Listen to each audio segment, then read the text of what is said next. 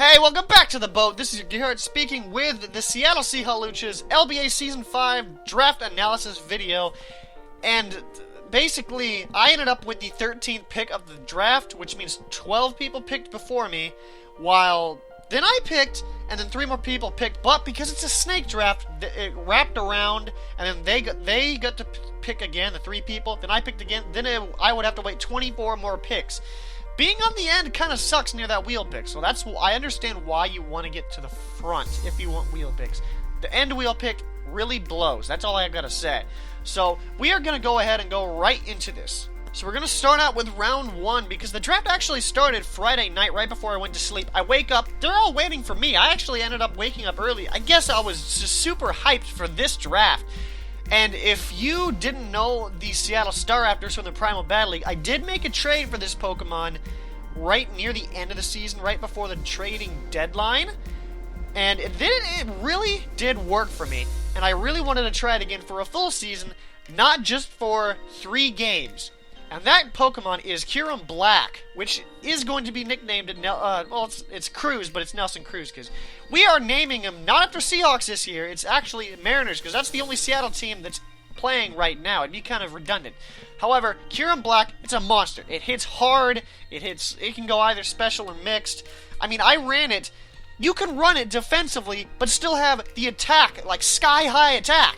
That's crazy.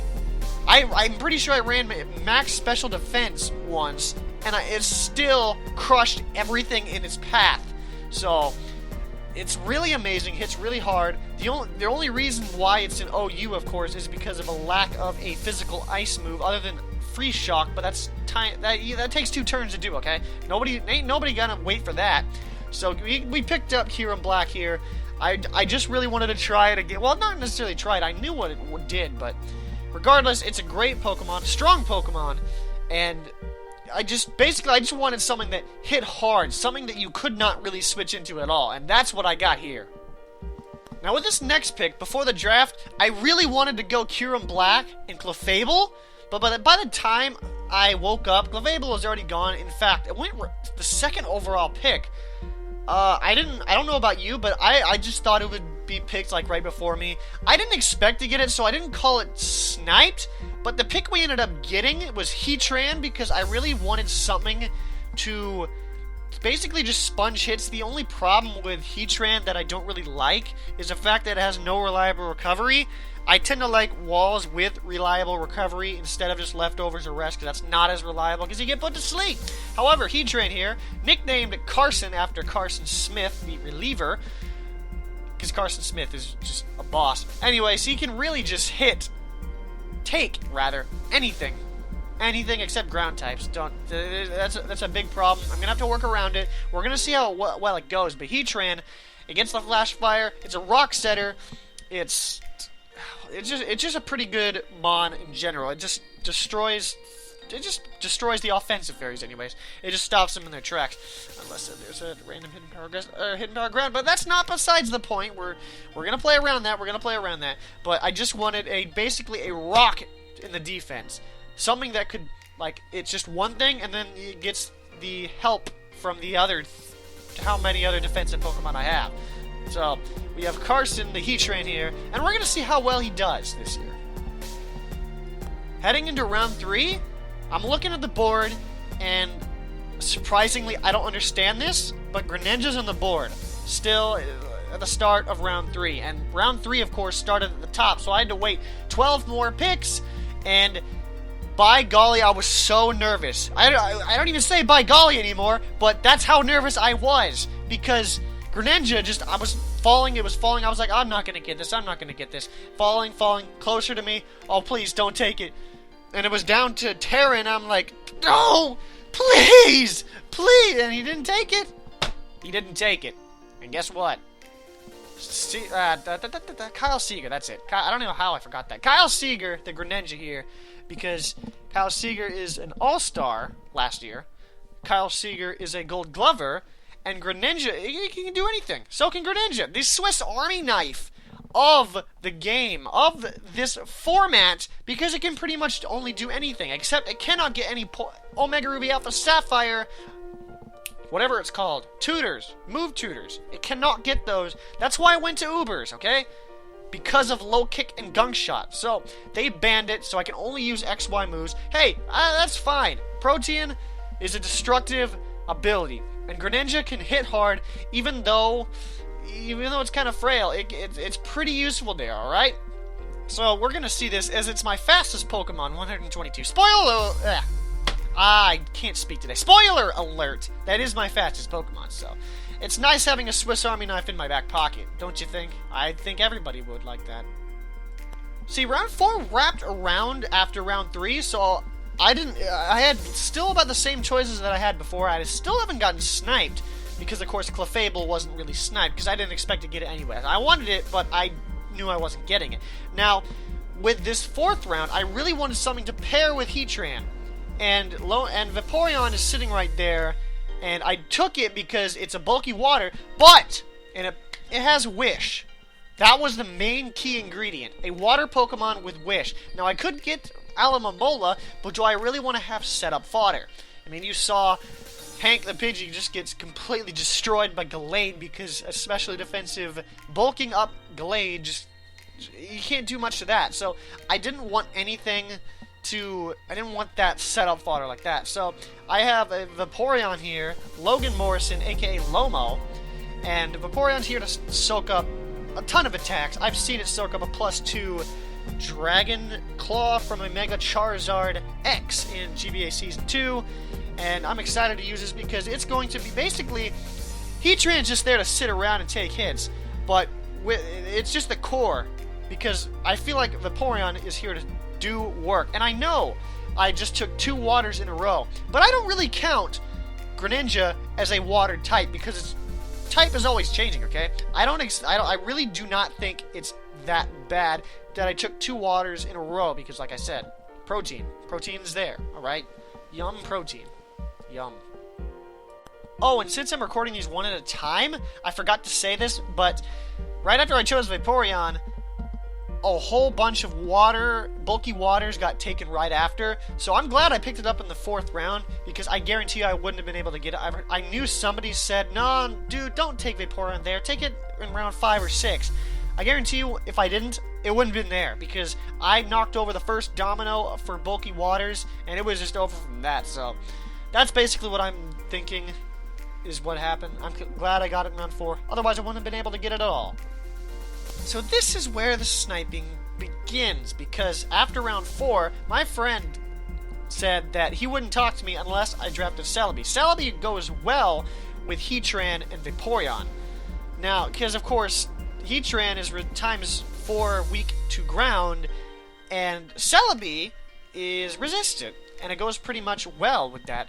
Maybe not the dark type, or dark weakness and ghost weaknesses, but I feel like I could deal with that later on, but it really would have helped, but unfortunately it got taken by the time I woke up, because of course round 5 and 6 I'm on the opposite side, and it got taken early on, because in fact I saw Empoleon and Rotom Heat be taken by, who was it? I'm not exactly sure, but somebody did have that core. I saw that, I'm like, I'm not getting Celebi, am I?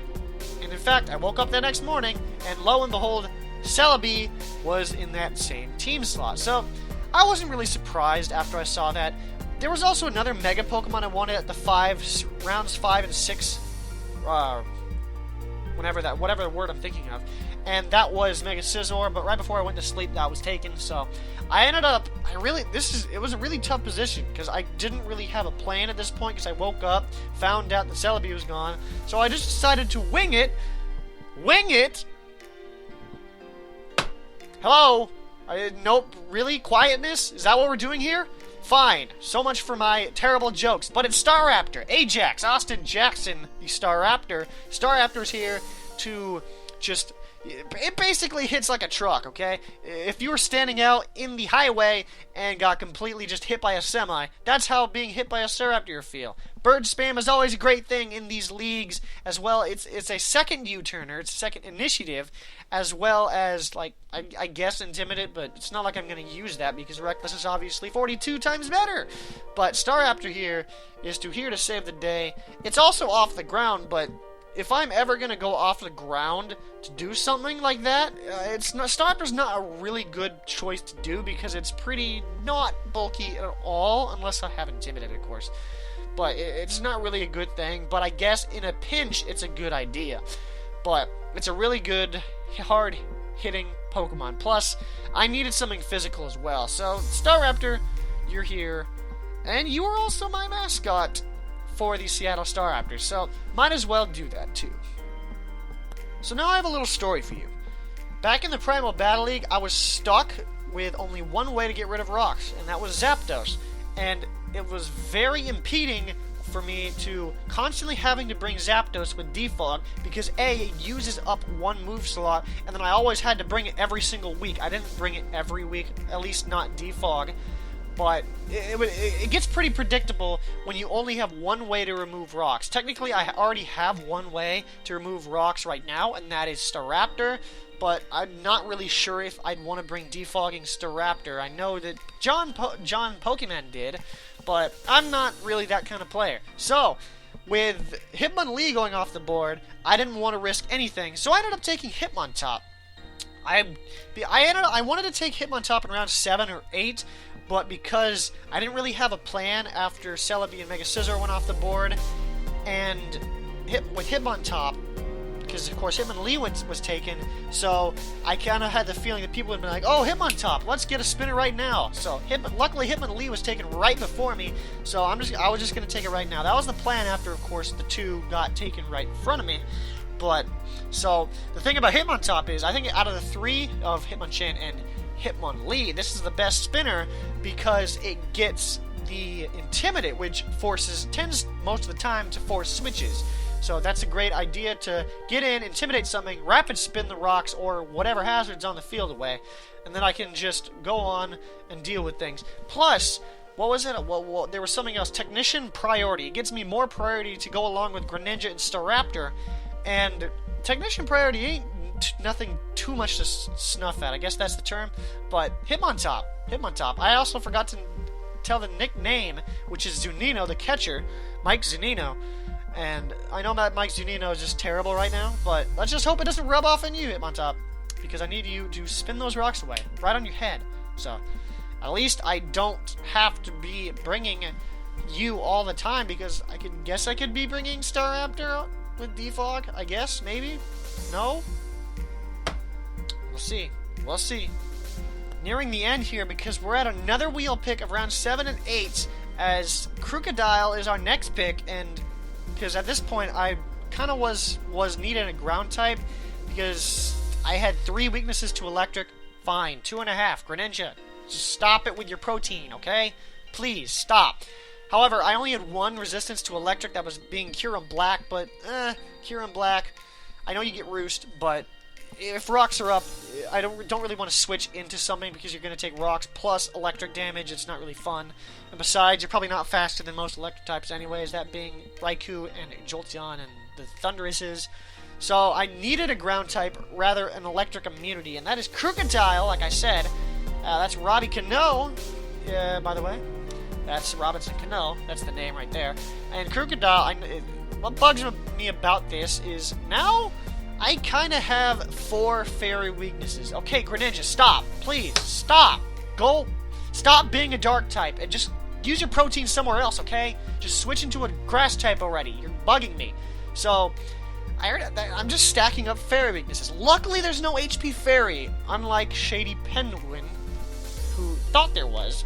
I know that there isn't, because that isn't programmed in the game, so no fairy move should be really that hidden from me, because I know what moves that, most of the time, what moves Pokemon get, anyways. So, any Pokemon that comes in on this that might have a fairy move, I'm just going to have that in the back of my head, so I'll be sure, especially with game planning, so I should be watching out for that. It should be fine. Gives me electric immunity, Moxie, another Stealth Rocker, even though I only have like 2. Pretty sure I only have 2 right now, that being Heatran and Crocodile, so yeah. So, Robbie Cano, you're going to help me with even late game sweeps, I guess. I don't really have that many setup sweepers at the moment, but hopefully it doesn't hurt me too much, so this is technically a late game sweeper, so we're going to see how well this works. So here we are, coming back around to the 8th pick, and oh my gosh, we have so many fighting weaknesses.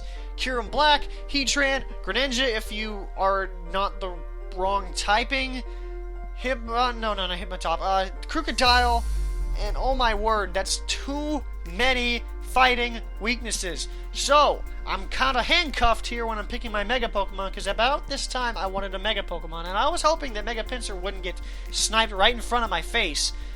And luckily it didn't, because that's the Mega we ended up getting. Mega Pinsir Felix, because I like to name the most prominent player from the team after the Mega Pokemon. Felix Hernandez is here to just destroy lives. That is a setup sweeper, though. So, like I said with Crocodile, Mega Pinsir can come in here. I guess it's another Stealth Rocker if you're into that, but it can Swords Dance. That's what I meant to say before I got reminded of Stealth Rock, because I know it gets Stealth Rock, but who's Stealth Rocking a Mega Pinsir? Okay, does that really make much sense? But Mega Pinsir is a monster. It's a strong Pokemon in this format. It was the MVP in GBA Season 2. It was the MVP after Week 2 in Season 4, too. But, of course, Hank is losing, so please win! Anyways, wrong team. So Mega Pinsir is here, and it's another form of priority in Quick Attack, which is very nice because we're racking up those priorities. I didn't really have much in the Primal Battle League. I think only 3 with the... I'm not even going to repeat that. But Mega Pinsir, yeah, it's strong, it's powerful, it hits hard. Don't stand in its way, and please don't set up rocks, because it doesn't like that. But it resists fighting and ground, something we truly needed, and it's going to help us out as we try to prevent such a thing. So here we are, coming down to round 9, my last wheel pick, rounds 9 and 10, and right now, I still want more ground and fighting resists or immunities. That would help too. So right now, I'm looking. I've been actually saying since round 4 that I'm wanting a certain Pokemon, and I'm also missing a fairy, so I'm thinking, I'm just waiting for my time to snatch it up, and in round 9, we took Whimsicott. Huh? Gone. It doesn't really get drafted. Didn't it get really drafted last year? How can it be? Who took it? What? Are you freaking serious? How? What? Why? Are you... Ugh. Yeah, so unfortunately, even though after round 4 I told somebody that I had wanted Whimsicott, because it would have gone well with Heatran and Vaporeon, it decided to get, not sniped.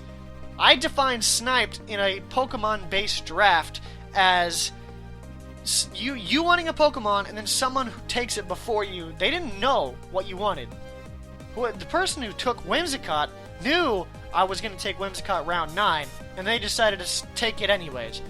So, there's nothing really I could have done about that, but I'm not gonna discuss what I'm drafting with somebody in my division ever again. So you learn that you gotta learn things by trial and error, I guess. And I made a big error, so that's fun. It's really fun. So instead of getting one Pokemon to take something else with the amazing ability Prankster, and also having to forfeit a value pick in round 10 because I would have been able to do something in round 10.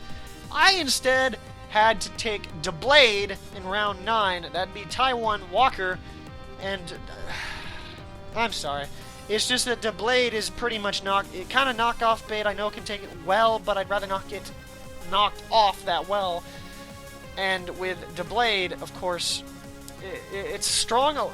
It's a strong ghost type, okay? Defensively, anyways. It's another priority user in Shadow Sneak. Unfortunately, it doesn't get rocks, but it can hold its own. It can hold its own, but the problem is with Doublade here that it just doesn't get instant recovery, okay? It doesn't. And that's why I didn't want to have to settle for this. I know this is plan B, but sniping, it hurts to get sniped. It hurts to get stolen. Much worse, okay? It really does. It really does. So instead of getting Whimsicott with the 9th pick, and then I could use the 10th pick as a value pick to try something, to try any Pokemon that fit, that I thought would have done well, I had to take Doublade and Virizion with my last pick, because with Doublade, that's knockoff bait, and I still needed a grass type. So Virizion was pretty much the only thing I could really take at that pick, instead of getting a value pick, something I wanted to try. Now the thing about Deblade is, Deblade and Virizion, that's a good core, minus the fire weakness, because of course, it's knockoff bait, but then I can go into Virizion and get the justified boost. But it just bugs me, because instead of getting Whimsicott with 1 pick, and just getting a value pick, I'm instead have to use 2 picks, no value pick, and not even Prankster. Not even Prankster. But before I continue, of course, because Virizion's pretty specially defensive, but all those weaknesses, double weak to fire, flying, it kind of scares me. It does kind of scare me, but I do have answers for its weaknesses, so it's a pretty good mon, I guess. I would have rather had Whimsicott, but I just wanted a disclaimer here as well. I'm not mad at the guy who took it, but I came here to have fun. So when this kind of thing happened, all this did was kind of unlocked my quote-unquote competitive rage, okay? By that I mean I'm not playing around. I'm in this to win this, and nobody will stand in my way, okay? That's all I'm saying. So, this is me slamming my fist into my palm. You better be ready, LBA. Because I'm coming for you all. And I will leave no survivors. And so that is my draft analysis for LBA Season 5 for the Seattle Seahawluchas. If you enjoyed, please break my thumb. I've already broken it before, so it's not going to hurt as bad, I guess. And I will see you... Actually, I will see you back in time, because next I'm going to be posting my LBA tryout videos. They're all live because I was trying to prepare for the LBA again. And you will see 2 options, live or post, for every single game, all 12 games, all season long. Starting, of course, what day is that? It's the 22nd of June, so see you then. But for now, please enjoy the LBA tryout videos. I will be uploading the team builders where I explain all my teams, not in depth, because I'm not trying to get game planned upon, but just enough so you can understand it. And I will see you on June 22nd, where our first match is against D-Train of the London Dragonites. And notice how I didn't say champion D-Train. That's a title! It's not... I'm not getting phased by a title. Okay? You may be the champ, but a certain someone unlocked the rage of competitiveness. If I had my webcam on, you would be very afraid.